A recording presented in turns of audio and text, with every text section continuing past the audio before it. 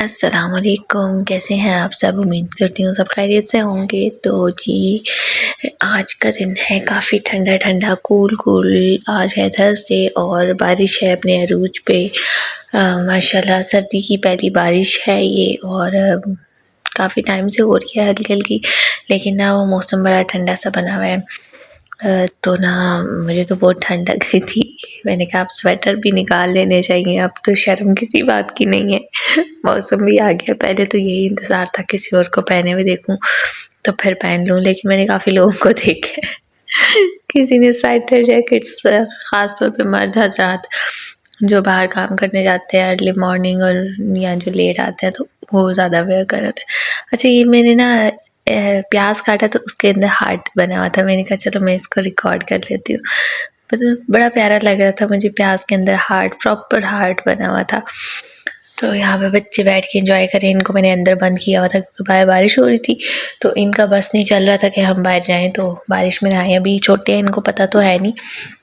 तो फातिमा बाजी फरमा रही होती हैं कि मैंने बाहर जाना है और बारिश में नहाना है। बड़ी मुश्किलों से मैंने उसको कंट्रोल किया।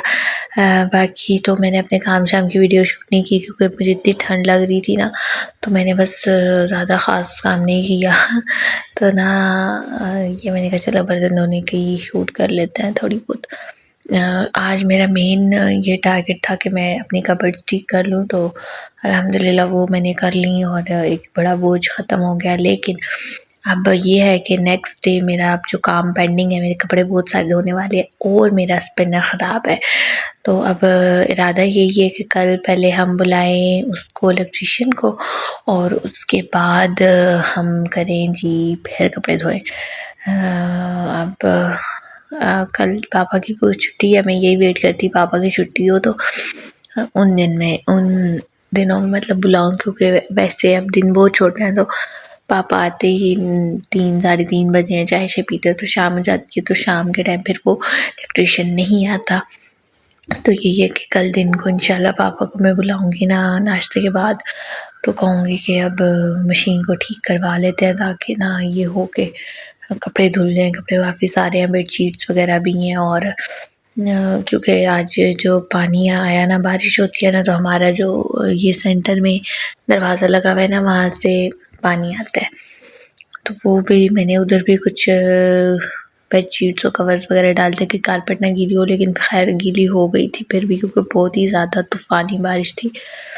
तो अब वो भी जमा है, धोने वाली हैं। तो अब क्योंकि कपड़े भी थोड़े गर्म होते हैं, तो वो भी इस तरह तो नहीं सूखते और निचोड़े नहीं जाते मेरे से। लास्ट टाइम भी मैंने इसी तरह कुछ कपड़े धोए थे जो यूज़ के थे। ज़ाहिर है कि अब यूज़ वाले तो धोने थे, मैं बस वेट कर रही थी सैलरी का कि सैलरी आए। तो मुझे नहीं पता ना अब कितने इलेक्ट्रीशियन ने लेने हैं, तो मैं बस सैलरी का वेट कर रही थी कि सैलरी आए तो फिर मैं इलेक्ट्रीशियन को बुलाऊँ। फिर ये हुआ कि सैलरी आई, तो उसके बाद अब पापा को अब छुट्टी हुई है। तो फिर यही है कि अब इंशाल्लाह कल हम बुलाएंगे और कल हम अपने कपड़े शपड़े भी वॉशिंग करेंगे। और ये है कि फिर ये स्पिनर होता है ना, तो चलो एक दिन में सूख जाते, वरना फिर 2 दिन लग जाते हैं। लास्ट टाइम भी जो धोए तो मेरे बाजू दुख गए बिल्कुल ही, कंधों में दर्द, बाजू में दर्द, नहीं निचोड़े जाते। पहले आदत थी हाथ से ही धोती थी जब तक मशीन नहीं थी, लेकिन अब नहीं आदत रही। अब बिल्कुल ही ना जिस्म बेजान सा हो गया है। अब जब जब फातिमा हुई थी तो मेरी दोस्त तो नहीं कह सकते, लेकिन एक जानने वाली थी, बाजी कह सकते हैं, बहुत अच्छी थी। तो वो मुझे कहती होती थी तुम खाया पिया करो, तुम अब अभी नहीं खाओगी तो तुम फिर बाद में तुम्हें पता चलेगा, अभी तुम्हें मेरी बातें मजाक लग रही हैं ना। तो हम लोगों ने नहीं खाया, अब हमें पता चलता है हमारी कैसे जोड़ों में, कमर शमर में दर्द होता है। तो मैं सीरियस नहीं लेती थी, मैं कहती थी इनकी तो एज है ना भाई, मैं तो भी इतनी एज नहीं है मेरी, तो मुझे नहीं होगा। लेकिन वाकई ये बात है कि अब जो कमर है ना, कमर और ये कंधे वगैरह अभी से ख़त्म हो गए। तो वाकई में खाना चाहिए भाई। अगर कोई है जिसका बेबी हुआ है, होने वाला है, तो प्लीज़ अपनी डाइट का बहुत ख्याल रखें। डाइट में देसी घी और पनीर बहुत ख़ास तौर पे खाएं, ये बहुत हेल्प करती है आपकी बॉडी के लिए, सेहत के लिए बहुत अच्छी होती है। तो काइंडली आप खाएं, अपनी वालदा की, अपनी सास की, अपनी नंद की बात सुने। मेरे जब फातिमा हुई थी तो मेरी नंद ने मुझे पंजीरी बना के दी थी, पर मैंने नहीं खाई थी, पता नहीं मुझे अच्छी नहीं लगती। तो शाम की दफ़ा फिर मैंने उमर को ये कहा, मैंने कहा उमर लास्ट टाइम भी पंजीरी नहीं खाई गई थी, तो हम ऐसा करते हैं कि हम ड्राई फ्रूट ले आते हैं, आप मुझे ड्राई फ्रूट ला दो तो मैं उनको ना वो मैश पाउडर बना के रख लूँगी, तो भाई वो मिल्क में डाल के तो मैं पी लिया करूँगी। पर ना मैं इतनी अक्लमंद हूँ कि मुझसे वो भी नहीं हुआ। एंड पे मुझे इतना दुख है ना कि वो सारा ड्राई फ्रूट ना जो था, मैंने पाउडर बना के रखा हुआ था, 1-2 दफ़ा मैंने लिया, फिर वो मैंने लिया ही नहीं और वो सारा पाउडर ख़राब हो गया। खैर, तो मौसम के लिहाज से ये फिर मैंने चिकन फ्राई किया। वैसे कल का सालन पड़ा था गोभी आलू का। अब एक तो गोभी आलू वो भी कल की, वो खाने का दिल नहीं था तो मैंने राइस में डाल दी। फातिमा भी कह रही थी कि राइस बना दे, तो मेरा यही था कि अगर मैंने चिकन वाले या किसी और चीज़ वाले राइस बना लिए तो ये गोभी आलू नहीं खाए जाएंगे, तो मैंने फिर गोभी आलू वाले ही राइस बना लिए। मतलब वो हल्का सा तड़का लगा के ना, तो उसमें गोभी आलू डाल के तो राइस डाल दिए, वो काफ़ी मज़े के राइस बन गए थे। तो साथ फिर मौसम ऐसा था, फिर मैंने कहा चलो मैं चिकन फ्राई कर लेती हूँ, लेकिन फातिमा ने बिल्कुल भी नहीं खाया। ख़ास तौर पे फातिमा के लिए किया था कि चलो वो बोटी शोटी खा लेती है, लेकिन उसने फिर भी वो नहीं खाया। मैंने ही सारा खाया। तो ये जी मेरे कपड़े संभालने की प्रक्रिया स्टार्ट हो चुकी है। मिशन मेरा स्टार्ट हो चुका है। ये जो ना वो रख रही हूँ मैंने, जो मतलब सर्दियों के कपड़े निकाले और गर्मियों के समेटे, ये वो हैं। तो ये काफ़ी दिन से इधर पड़े हुए थे। मैं रोज़ सोचती थी कि आज पापा आएंगे, आज पापा से रखवाऊँगी, आज पापा आएंगे, आज रखवाऊँगी, लेकिन नहीं याद रहता था। तो फिर मैंने कहा कि चलो मैं खुद ही रख लेती हूँ। इतनी वो वज़नी नहीं थी। तो ये जी मेरे कपड़े शुरू हो गए हैं। साथ ये शाफ़ तंग करते हुए ये इसने इसको अपनी ये डायपर चेंजिंग शीट को वो कम्फर्टर बनाया हुआ है, तो ये वो लेके लेट रहा है माशाल्लाह से।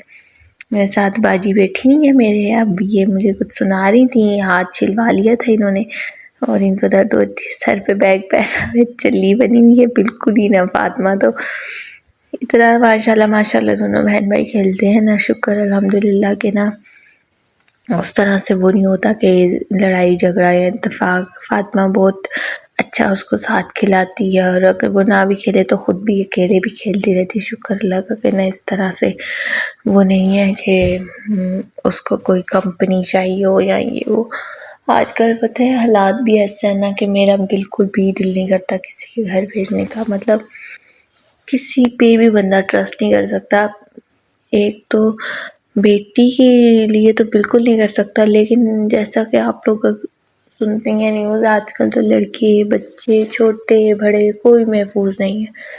हमारे वाला टाइम इतना अच्छा होता था, मतलब हम जाते थे। मैं फातिमा से थोड़ी ही बड़ी होंगी, तो मेरी दोस्त रहती थी काफ़ी डिस्टेंस पे था, मतलब 5 से 10 मिनट वॉकिंग डिस्टेंस पे था, लेकिन मैं रोज़ शाम को उसके साथ घर खेलने जाती थी। वो तो नहीं आती थी क्योंकि वो लोग वो है जो सैयद है, तो उनको तो अलाउ नहीं था, लेकिन मैं जाती थी। वो मेरी बचपन की बहुत अच्छी फ्रेंड थी। अब तो माशाल्लाह 2 बच्चों की माँ है मेरी तरह, लेकिन हमारा बचपन बहुत बहुत अच्छा गुजरा है। तो मतलब इतना वो सेफ़ होता था कि अम्मी मुझे इजीली भेज देती थी, और मैं खेल के जो अम्मी ने वक्त दिया होता था और उस वक्त पे मैं वापस आ भी जाती थी।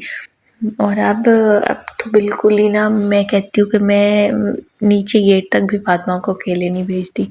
मतलब आजकल वो दौर ही ऐसा नहीं है ना कि मैं भेजूँ।